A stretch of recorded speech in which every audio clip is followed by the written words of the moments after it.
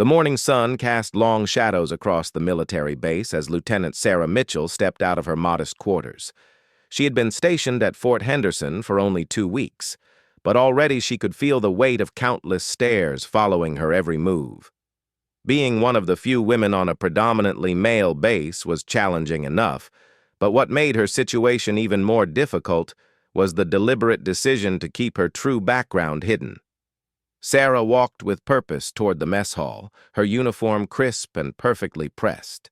At 28, she carried herself with quiet confidence that came from years of rigorous training and experience. Her blonde hair was pulled back in regulation style, and her green eyes held a sharpness that most people overlooked at first glance. To everyone on base, she appeared to be just another junior officer trying to prove herself in a man's world. The mess hall buzzed with the usual morning chatter as soldiers grabbed their breakfast before starting another day of drills and duties. Sarah took her tray and found a quiet corner table, preferring to eat alone rather than deal with the awkward conversations that often arose when she joined groups of male soldiers. She had learned early in her career that sometimes solitude was preferable to unwanted attention.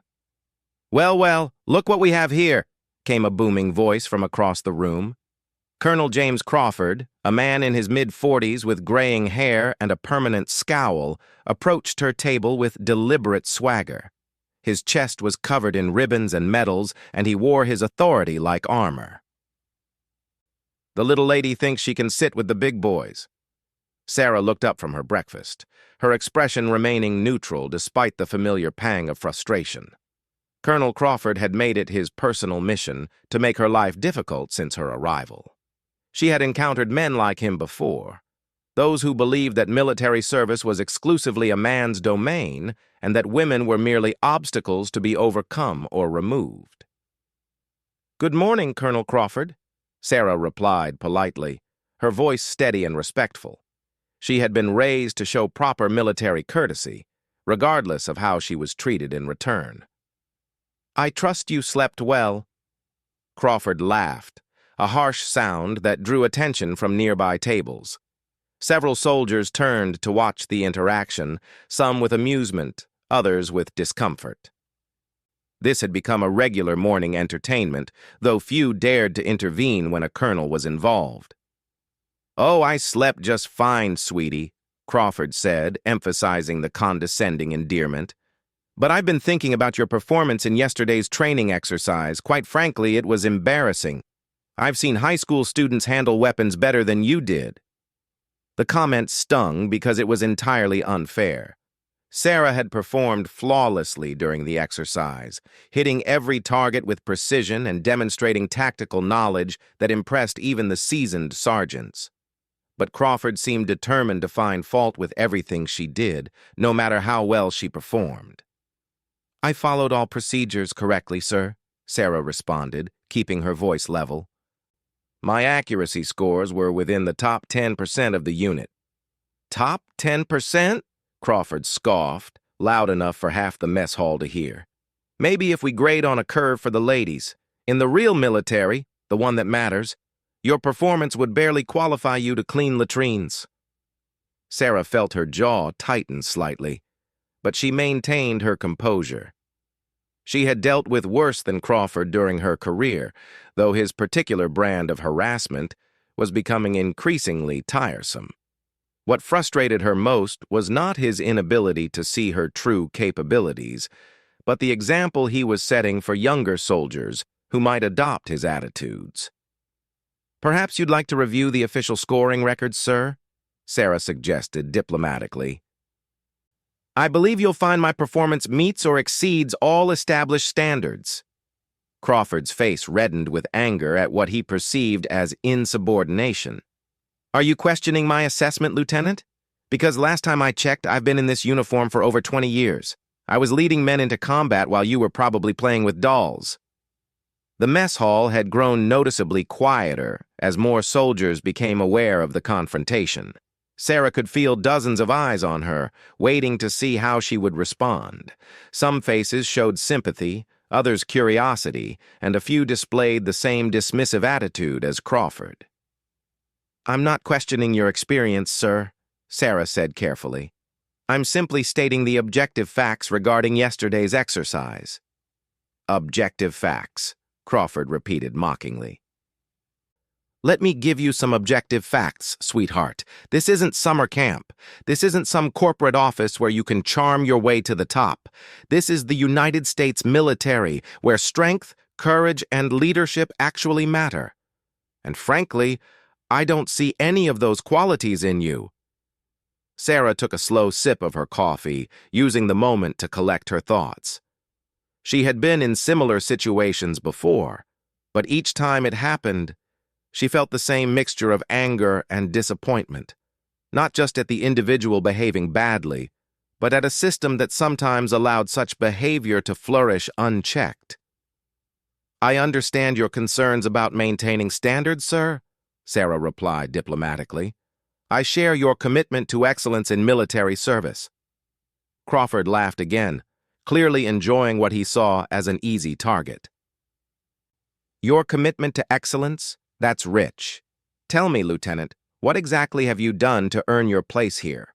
Because from where I'm standing, it looks like you're just another diversity hire trying to prove that women belong in combat roles. The comment crossed a line that made several nearby soldiers shift uncomfortably in their seats. Even those who might have quietly agreed with Crawford's general sentiment seemed to recognize that his public humiliation tactics were inappropriate for a leader of his rank. Sarah felt a flash of genuine anger for the first time in the conversation, not because of the personal attack, but because of the implications for every woman who had served with honor and distinction. She thought of her mentor, Colonel Patricia Williams, who had paved the way for women in combat roles through decades of exceptional service. She thought of her friends and colleagues who faced similar challenges every day. Sir, I believe my service record speaks for itself, Sarah said, her voice carrying just the slightest edge. I've completed every training program required for my position, and I continue to meet all physical and mental standards expected of military personnel. Your service record, Crawford snorted. 2 weeks on this base hardly constitutes a service record. What did you do before this? File paperwork at some comfortable desk job? Organize charity events for officers' wives? Sarah almost smiled at the irony of his questions. If only he knew the truth about her background, about the missions she had completed, the commendations she had earned, the lives she had saved. But her current assignment required discretion, and revealing too much could compromise not just her mission, but the safety of others. I've served in various capacities, sir, Sarah replied vaguely, always with the goal of contributing to our nation's security and defense. Crawford sensed evasiveness in her response and pressed harder. Various capacities? Come on, Lieutenant. Don't be modest. I'm sure we'd all love to hear about your distinguished military career. What's the most dangerous situation you've ever faced? Deciding which color of nail polish to wear to the officers' club?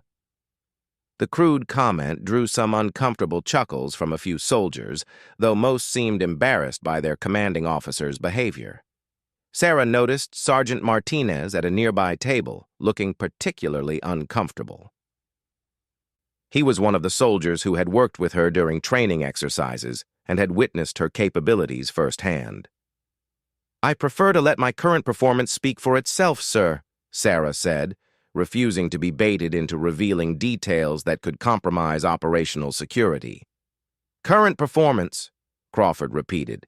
You mean like yesterday when you took 3 seconds longer than the male soldiers to complete the obstacle course?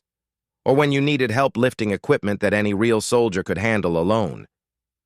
Sarah knew these accusations were false, but she also knew that arguing specific points would only escalate the confrontation. Crawford seemed determined to publicly humiliate her, regardless of facts or evidence to the contrary. I'm always working to improve my performance, sir, Sarah said diplomatically. I appreciate any constructive feedback that might help me serve more effectively. Crawford seemed frustrated by her refusal to engage in a more heated argument. He had clearly expected her to become defensive or emotional, giving him more ammunition for his attacks. Her calm professionalism was throwing off his preferred script. "Constructive feedback?" Crawford said, his voice rising slightly. "Here's some constructive feedback. This isn't a place for people who need special accommodations or kid glove treatment. If you can't handle the pressure, maybe you should consider a career change. I hear the Postal Service is hiring."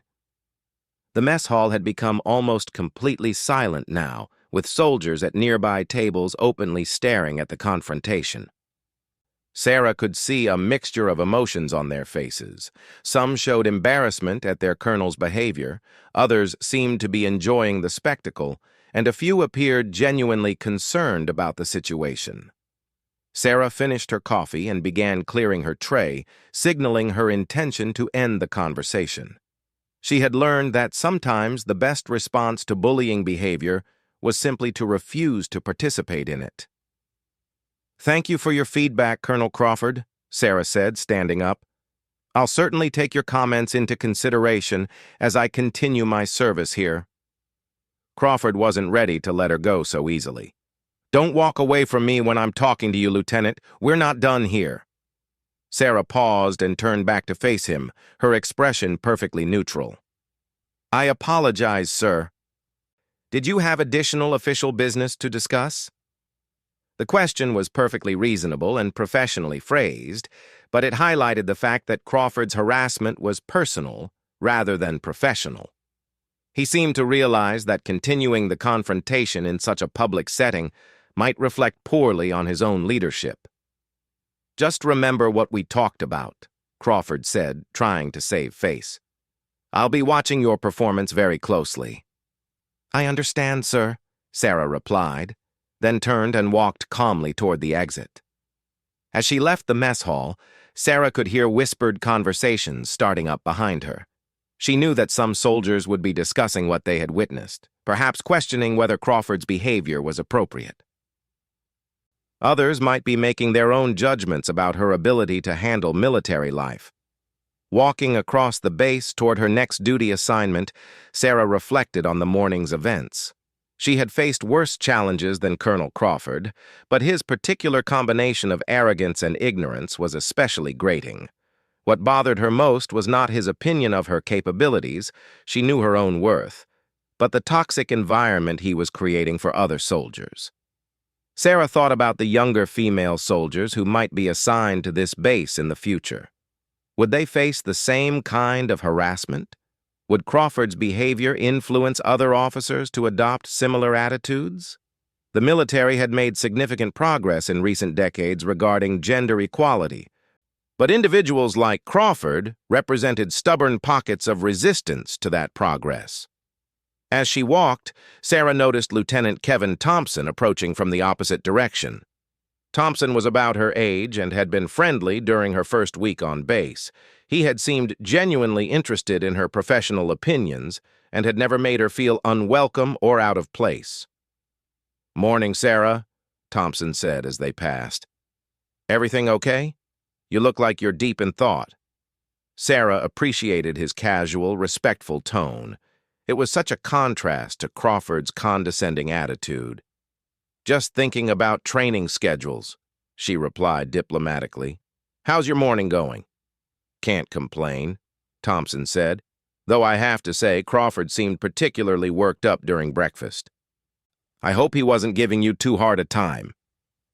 The comment confirmed that others had noticed Crawford's behavior, which was both reassuring and concerning.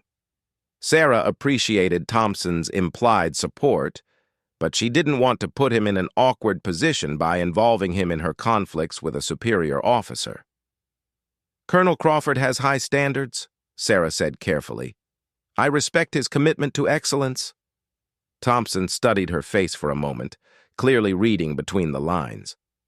"Well, if you ever need someone to verify your performance during training exercises, I've been impressed with what I've seen. Your tactical knowledge is really solid." The genuine compliment meant more to Sarah than Thompson probably realized.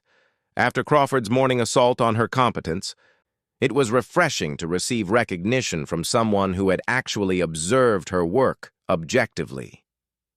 "Thank you, Kevin. That means a lot," Sarah said sincerely. As they parted ways, Sarah felt a renewed sense of determination. Crawford's harassment was frustrating and unprofessional, but it wasn't going to deter her from completing her mission or serving with distinction. She had overcome greater challenges than an insecure colonel who felt threatened by competent women. The day ahead would bring new challenges, new opportunities to prove her capabilities, and undoubtedly new encounters with Crawford's particular brand of hostility. But Sarah Mitchell had not come this far in her military career by backing down from difficult situations. Whatever Colonel Crawford thought he knew about her background and abilities, he was about to learn that his assumptions were not just wrong, they were dangerously misguided. As she entered the administration building for her next assignment, Sarah allowed herself a small smile. Crawford had no idea who he was really dealing with, and eventually the truth would come to light. When it did, his arrogance and prejudice would be exposed for all to see. The only question was how much damage he would do to himself and his unit before that reckoning arrived. 3 days had passed since the mess hall incident, and Colonel Crawford's hostility towards Sarah had only intensified. What had started as casual dismissiveness had evolved into systematic harassment that was becoming impossible for other soldiers to ignore. Sarah found herself under constant scrutiny, with Crawford appearing at every training exercise, every briefing, and every duty assignment, ready to find fault with her performance. On Thursday morning, Sarah was leading a small group of soldiers through weapons maintenance procedures when Crawford arrived unannounced. The soldiers had been working efficiently under her guidance, and several had commented privately on her thorough knowledge of the equipment. But Crawford's presence immediately changed the atmosphere in the room. "What do we have here?" Crawford announced loudly as he entered the armory. "Playing with the big toys, are we, Lieutenant?" Sarah looked up from the rifle she was demonstrating, maintaining her professional composure despite feeling her patience wearing thin. "Good morning, Colonel. We're conducting routine weapons maintenance as scheduled in today's duty roster." Crawford walked among the soldiers, who had all stopped their work to stand at attention upon his arrival. He picked up one of the rifles that had been cleaned and inspected, examining it with exaggerated scrutiny. "Sergeant Willis," Crawford addressed one of the soldiers, "tell me honestly, do you feel confident in Lieutenant Mitchell's instruction on weapons maintenance?" Sergeant Willis, an experienced soldier in his 30s, shifted uncomfortably. Sarah had noticed his reluctance to participate in Crawford's harassment games, and she could see the conflict on his face now. "Yes, sir," Willis replied firmly. "The lieutenant's instruction has been thorough and accurate." Crawford's expression soured at this response. He had clearly expected Willis to express some doubt or concern that would validate his attacks on Sarah's competence. "Thorough and accurate," Crawford repeated sarcastically. "That's interesting, because I've heard reports that some soldiers are having to correct her mistakes." Sarah felt a flash of anger at the outright lie. Every soldier in the room knew that no such corrections had been necessary, and several of them looked uncomfortable at Crawford's false accusation. "Sir, I'd be happy to review any specific concerns about my instruction," Sarah said evenly. "The soldiers' safety and proper training are my top priorities." "Your top priorities?" Crawford laughed. "That's rich. Tell me, Lieutenant, what makes you think you're qualified to teach weapons maintenance to soldiers who have been handling these rifles since before you learned to drive?" Private Martinez, one of the younger soldiers in the group, spoke up unexpectedly. "Sir, Lieutenant Mitchell identified a potential safety issue with my rifle that I had missed completely. Her knowledge of the weapon systems is really impressive." Crawford turned to Martinez with obvious displeasure. "Private, I don't recall asking for your opinion on this matter." "Yes, sir. Sorry, sir," Martinez replied, but his comment had been heard by everyone in the room. Sarah felt grateful for Martinez's support. even as she worried about potential retaliation he might face from Crawford. The young soldier had shown courage in speaking up, and it reinforced her determination to continue setting a positive example for the troops under her guidance. Crawford, frustrated by the soldier's refusal to validate his attacks, decided to escalate his approach. "You know what, Lieutenant? I think we need to have a more formal evaluation of your capabilities. I'm scheduling a comprehensive review of your performance for tomorrow afternoon." Sarah nodded professionally, though she suspected this evaluation would be designed to embarrass rather than assess her fairly. "Of course, sir. I'll make myself available for whatever assessment you deem necessary." "Excellent," Crawford said with a predatory smile. "We'll see just how well you perform when real standards are applied." After Crawford left the armory, the soldiers gradually returned to their work, but the atmosphere remained tense. Sarah could see questions in their eyes, and she knew that Crawford's behavior was creating uncertainty and division within the unit. "Ma'am," Sergeant Willis approached her quietly, "I just want you to know that most of us can see what's really going on here. The Colonel's treatment of you isn't right, and it's affecting unit morale." Sarah appreciated Willis's support, but she also recognized the delicate position he was in. "I understand your concerns, Sergeant, but my situation with Colonel Crawford is something I need to handle through proper channels." Willis nodded reluctantly. "Yes, ma'am. But if you need witnesses to your actual performance and conduct, there are plenty of soldiers here who would speak truthfully about what we've observed." The offer touched Sarah more than she expected. In her real career, she had grown accustomed to working alone or with carefully selected teams. Having ordinary soldiers volunteer to support her against a superior officer was both heartening and concerning. She didn't want anyone else to suffer consequences because of her situation. That evening, Sarah found herself alone in her quarters, reviewing the events of recent days and considering her options. She could continue to endure Crawford's harassment, hoping that her assignment would be completed before the situation deteriorated further. Alternatively, she could file a formal complaint through military channels, though that would likely draw attention she preferred to avoid. Her contemplation was interrupted by a knock at her door. Opening it, she found Major Patricia Chen, the base's executive officer, standing in the hallway. Chen was a woman in her early 40s with an excellent reputation for fairness and competence. "Lieutenant Mitchell, do you have a few minutes to talk?" Chen asked politely. "Of course, Major," Sarah replied, stepping aside to let her enter. Chen took a seat at the small table in Sarah's quarters, her expression serious but not unfriendly. "I want to discuss some concerns that have been brought to my attention regarding recent incidents involving you and Colonel Crawford."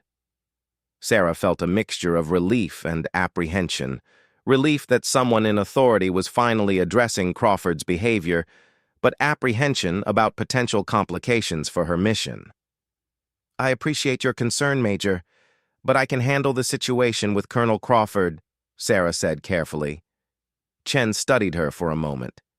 "I'm sure you can handle it, Lieutenant, but the question is whether you should have to. Military leadership requires treating all personnel with respect and professionalism, regardless of gender or background." "I understand, ma'am, and I agree with that principle completely," Sarah replied.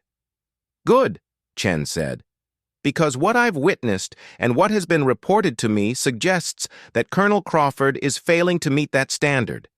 His behavior toward you has been unprofessional and potentially discriminatory." Sarah chose her words carefully. "Colonel Crawford has high expectations for all personnel under his command. While his communication style can be direct, I don't believe he intends any discrimination." Chen looked surprised by Sarah's diplomatic response. "Lieutenant, you don't need to defend him. Multiple soldiers have expressed concerns about his treatment of you. They're describing behavior that goes well beyond direct communication." The fact that soldiers were speaking up about Crawford's behavior was both encouraging and concerning to Sarah. It showed that she had earned their respect and support, but it also meant that Crawford's actions were creating wider problems within the unit. "I appreciate the soldiers' concern for my welfare, Major, but I don't want to be seen as someone who can't handle difficult leadership styles," Sarah said. Chen leaned forward, her expression becoming more intense. "This isn't about handling difficult leadership, Lieutenant. This is about maintaining standards of conduct that are expected of all military personnel, especially those in command positions." Sarah nodded, recognizing the truth in Chen's words. "You're absolutely right, Major. Military leadership should model the behavior we expect from all service members." "Exactly," Chen said, "which is why I'm planning to have a conversation with Colonel Crawford about his conduct. I want you to know that you have my full support, and I encourage you to report any future incidents directly to me." Sarah felt genuinely moved by Chen's support, but she also worried about the potential complications. Her current assignment required maintaining a low profile, and a formal complaint process could draw exactly the kind of attention she was supposed to avoid. "I'm grateful for your support, Major, and I'll certainly keep your offer in mind," Sarah replied diplomatically. After Chen left, Sarah sat alone with her thoughts, weighing the competing demands of her situation. On one hand, she had a responsibility to complete her current mission without drawing unnecessary attention. On the other hand, she had a responsibility to her fellow service members to ensure that toxic leadership was addressed appropriately. The next morning brought Crawford's promised evaluation, which took place in front of the entire unit during what was supposed to be a routine training exercise. Crawford had clearly designed the event to showcase what he saw as Sarah's inadequacies, but his plan began to backfire almost immediately. The first test involved land navigation, an area where Sarah's extensive experience gave her significant advantages that Crawford couldn't have anticipated. She completed the course in record time with perfect accuracy, using techniques that impressed even the most experienced soldiers. "Beginner's luck," Crawford muttered, loud enough for nearby soldiers to hear. The second test focused on tactical communication, requiring Sarah to coordinate multiple units through complex scenarios. Her performance was flawless, demonstrating knowledge and skills that went far beyond what would be expected of a typical lieutenant. Crawford's frustration was becoming visible to everyone present. His evaluation was supposed to expose Sarah's incompetence, but instead it was highlighting her exceptional capabilities. The final test involved weapons proficiency, an area where Crawford felt confident he could finally prove his point. But when Sarah stepped up to the firing line, something remarkable happened. She didn't just meet the standard requirements, she exceeded them by margins that left seasoned soldiers staring in amazement. Her accuracy was virtually perfect, her handling of different weapon systems was expert level, and her tactical knowledge during the practical scenarios was beyond anything Crawford had expected. Several soldiers began whispering among themselves, clearly impressed by what they were witnessing. Crawford's face had turned red with embarrassment and anger. His public evaluation, designed to humiliate Sarah, had instead demonstrated her exceptional competence to the entire unit. "Well," Crawford said through gritted teeth, "I suppose anyone can have a good day." But the soldiers around them knew they hadn't just witnessed a good day. They had seen performance that suggested extensive training and experience far beyond what Sarah's apparent background would indicate. As the evaluation concluded, Sarah noticed several soldiers looking at her with new respect and curiosity. She had been careful to hide her true capabilities during routine activities. But Crawford's challenge had forced her to demonstrate skills that raised obvious questions about her background. Sergeant Willis approached her after the formal dismissal. "Ma'am, I have to ask, where did you learn to shoot like that? That wasn't normal military training, that was something else entirely." Sarah smiled diplomatically. "I've always been interested in marksmanship, Sergeant. Practice makes perfect." Willis studied her face, clearly sensing there was more to the story. "With respect, ma'am, that wasn't just practice. That was professional-level expertise. I've seen Navy SEALs who couldn't match what you just demonstrated." The comparison to Navy SEALs made Sarah slightly uncomfortable, as it hit closer to the truth than Willis could have known. She deflected with humor. "Maybe I just watched too many action movies." But Willis wasn't buying the casual explanation. "Ma'am, I've been in the military for 15 years. I know the difference between movie training and real expertise. What you showed today was real." Sarah realized that her performance during Crawford's evaluation had created a new problem. While she had successfully defended herself against his attacks, she had also revealed capabilities that didn't match her cover story. Curious soldiers might start asking questions that could compromise her actual mission. That evening, as she prepared for another day of navigating Crawford's hostility and her fellow soldiers' growing curiosity, Sarah reflected on the increasingly complex dynamics of her situation. Crawford's harassment was bad enough, but now she faced the additional challenge of maintaining her cover while her true abilities became harder to hide. Tomorrow would bring new challenges, and Sarah suspected that Crawford's humiliation during the evaluation would only make him more determined to find ways to discredit her. Meanwhile, the growing respect and curiosity of other soldiers presented its own complications for someone who needed to remain under the radar. The truth about Lieutenant Sarah Mitchell was far more complex than anyone on Fort Henderson could have imagined, and Colonel Crawford's relentless attacks were slowly forcing that truth toward the surface. When it finally emerged, the revelations would shock everyone who thought they knew her, especially the arrogant colonel who had made her life so difficult. The morning of the third week began like many others, with Colonel Crawford seeking out opportunities to publicly humiliate Sarah. But this particular day would unfold differently than anyone could have anticipated, beginning with an unexpected visitor to Fort Henderson. Sarah was in the briefing room, reviewing tactical maps with a group of soldiers, when Sergeant Willis burst through the door with unusual urgency. "Lieutenant Mitchell," he said, slightly out of breath, "there's a helicopter landing on the main pad. Looks like VIP transport, and they're asking specifically for you." Sarah felt her stomach drop. An unscheduled VIP helicopter could only mean one thing. Something had gone wrong with her cover operation, or her real assignment was being accelerated. Either way, it spelled trouble for the carefully maintained facade she had been living for the past 3 weeks. "Did they give any indication of who's on board?" Sarah asked, trying to keep her voice casual. "No, ma'am, but there's a lot of brass coming off that bird, and they don't look happy," Willis replied. Sarah excused herself from the briefing and made her way toward the landing pad, her mind racing through possible scenarios.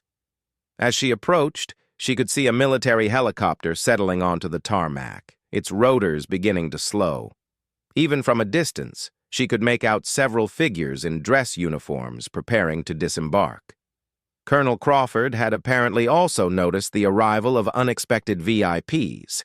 He was striding toward the landing pad from the opposite direction, clearly intending to insert himself into whatever important business was bringing high-ranking officials to his base.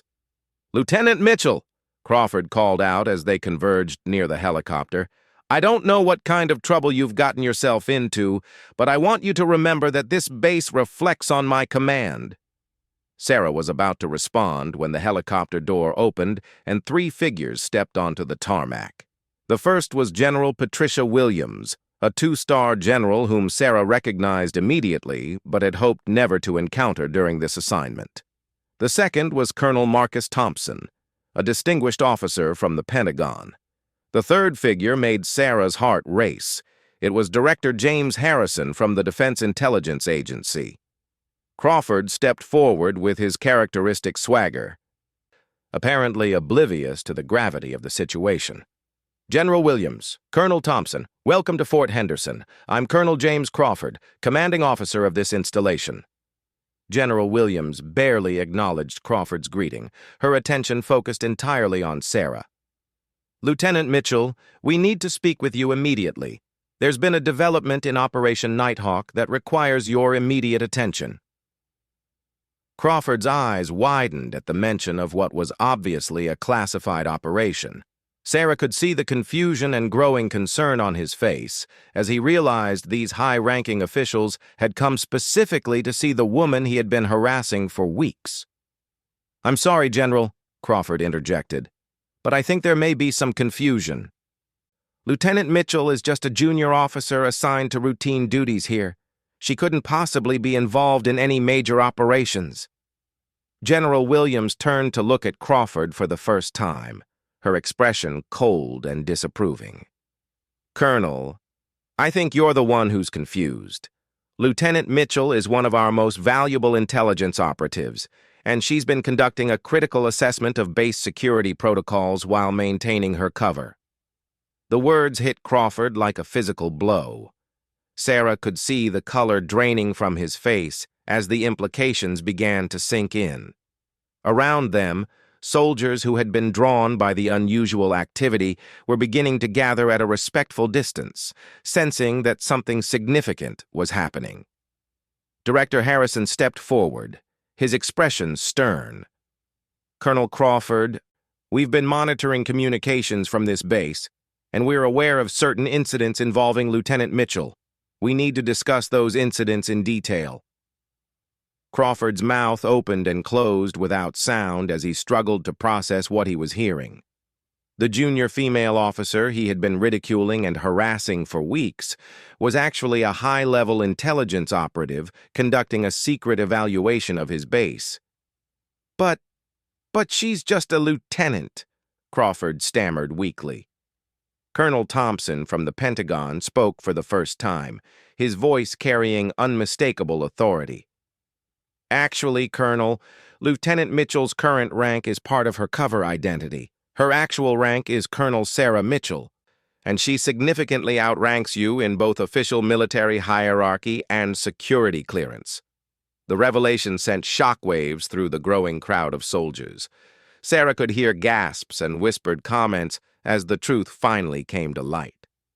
The woman they had known as a junior officer was actually a senior colonel conducting a classified intelligence operation.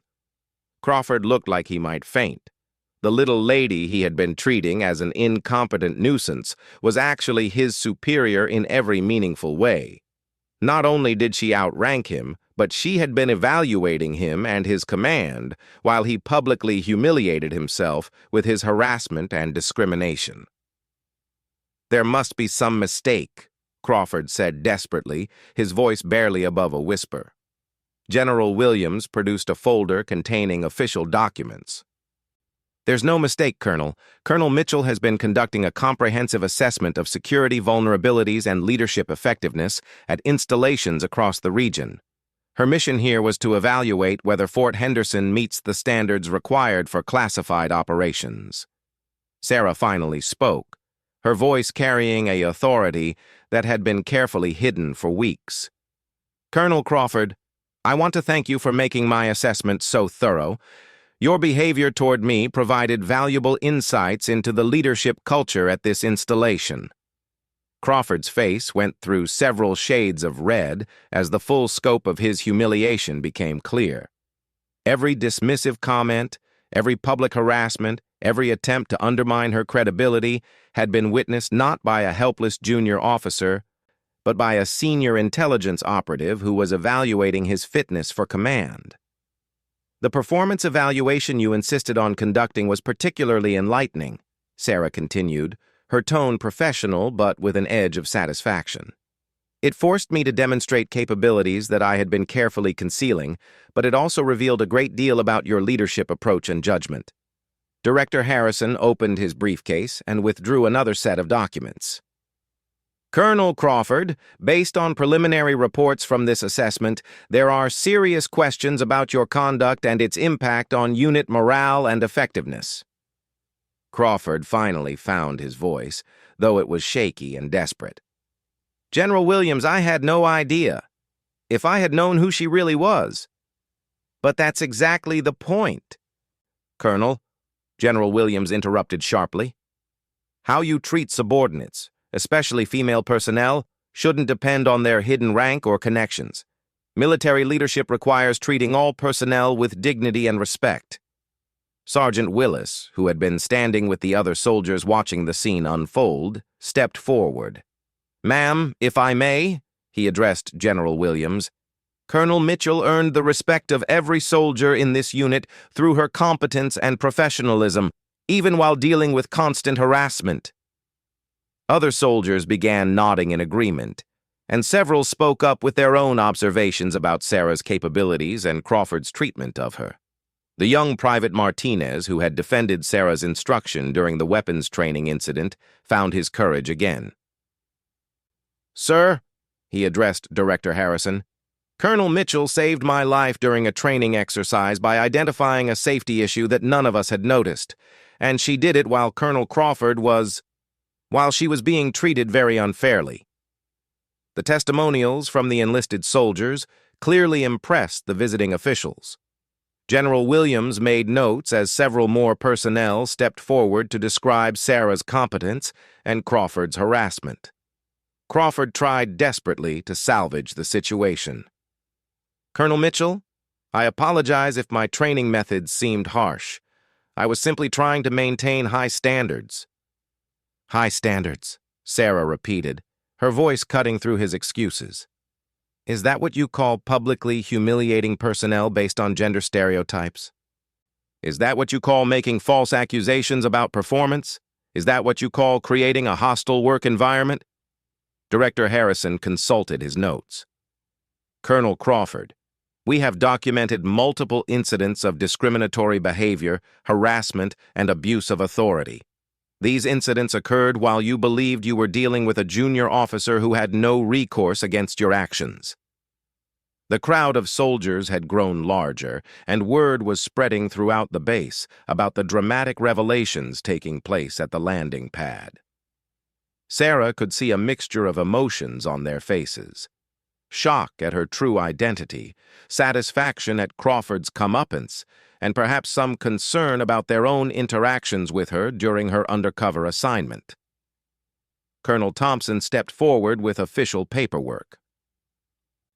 "Colonel Crawford, you are hereby relieved of command pending a full investigation into your conduct. Major Chen will assume temporary command of this installation." Crawford's legs seemed to give out slightly, and he had to steady himself against a nearby vehicle. The career he had built over 20 years was crumbling around him because of his inability to treat a subordinate with basic respect and professionalism. "Colonel Mitchell," General Williams said, turning her attention back to Sarah, "we need to discuss the immediate implications of your assessment. Your cover has obviously been compromised, but your preliminary findings are extremely valuable." Sarah nodded professionally. "Yes, ma'am. I have extensive documentation of security protocols, personnel management practices, and unit effectiveness. The assessment has revealed several areas that require immediate attention." As the official party moved toward the base headquarters for a private briefing, Sarah paused to address the soldiers who had supported her during her difficult assignment. "Sergeant Willis, Private Martinez, and all of you who treated me with professionalism and respect during my time here, thank you. You represent the best of military service, and your conduct reflects credit on your uniform and your country." The soldiers beamed with pride at the recognition from someone they now knew to be a senior officer and elite operative. Several of them came to attention and saluted, a gesture of respect that Sarah returned with obvious emotion. Crawford remained standing by the helicopter pad, looking lost and defeated. The arrogant confidence that had characterized his interactions with Sarah was completely gone, replaced by the devastating realization that his own prejudice and cruelty had destroyed his career. Major Chen, who would now take over command of the base, approached Crawford with a mixture of professionalism and disappointment. "James, I tried to warn you that your behavior toward Colonel Mitchell was inappropriate. I hoped you would listen to reason." Crawford could only shake his head in stunned disbelief. "I had no idea who she really was, Patricia. If I had known—" "That's exactly the problem," Chen replied firmly. "Your treatment of personnel shouldn't depend on their hidden rank or connections." Every soldier under your command deserved better than what I witnessed. As the immediate crisis settled into official procedures and paperwork, word continued to spread throughout Fort Henderson about the morning's dramatic revelations. The story would become legend within military circles, the arrogant colonel who spent weeks harassing and humiliating a junior officer who turned out to be a senior intelligence operative conducting a secret evaluation of his command. For Sarah, the relief of dropping her cover was enormous, but it also meant the end of a successful mission. Her assessment of Fort Henderson would result in significant changes, not just in leadership, but in policies and procedures designed to prevent the kind of toxic environment that Crawford had created. Later that afternoon, as she prepared to leave with the official party, Sarah took one last walk around the base where she had spent 3 challenging weeks. The soldiers she encountered now greeted her with the respect due her actual rank, but also with the warmth that came from having earned their regard through her actions rather than her position. The irony was not lost on her that Colonel Crawford's harassment had ultimately made her mission more successful than it might otherwise have been. His behavior had forced her to demonstrate capabilities that revealed the full extent of leadership failures at the installation, providing her with comprehensive evidence for her assessment. Colonel James Crawford's military career was effectively over, destroyed by his own arrogance, prejudice, and inability to treat all personnel with basic dignity. He had learned, too late, that the junior officer he had ridiculed far surpassed him not just in rank, but in competence, character, and the respect of their fellow soldiers. As Sarah's helicopter lifted off from Fort Henderson, she reflected on the lessons of her assignment. The military had made tremendous progress in creating opportunities for all qualified personnel, regardless of gender. But individuals like Crawford still existed within the system, and rooting them out required constant vigilance and courage from those willing to stand up for what was right. The story of Colonel Crawford's downfall would serve as a cautionary tale throughout the military community, a reminder that true leadership means treating all personnel with respect, and that assumptions about others based on gender, appearance, or perceived background can lead to devastating consequences for those who let prejudice cloud their judgment. For Colonel Sarah Mitchell, the mission was complete, but the work of ensuring equality and professionalism in military service would continue. Her time at Fort Henderson had reminded her why that work was so important, and why every soldier deserved leaders who judged them by their capabilities and character rather than their gender or background.